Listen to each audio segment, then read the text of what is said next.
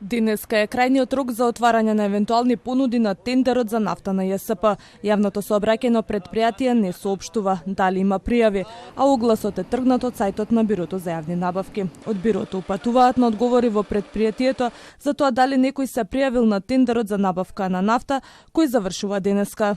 Постапката за јавна набавка на Евродизел што ја спроведува јавното сообраќајно предпријатие е се уште во тек и согласно законот за јавни набавки. Бирото за јавни набавки не учествува во нејзиното спроведување. Од тие причини Бирото не располага со информации кои се однесуваат на текот на постапката во овој момент. Имајќи ја предвид проценитата вредност на набавката, извесно е дека постапката ќе дојде во управна контрола во Бирото по сила на закон, но тоа се случува на крајот, откако ЈСП ќе ја донесе одлуката за избор или за поништување на постапката. Дури во тој момент Бирото ќе добие пристап до целокупната документација од спроведената постапка.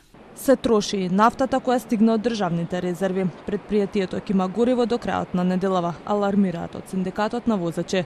По моите информации што ги имам, значи петок најкасно до недела, до крајот на неделата треба да има нафта редовно. После тоа ќе видиме. Од владата велат дека ќе го почекаат исходот од тендерот. Да, факт е дека не може предпријатието да функционира постојано на ваков начин на кој што функционира. Се надеваме дека ќе се консолидираат и дека ќе размислуваат за доброто на граѓаните, а не за други, би кажала, можеби цели интереси.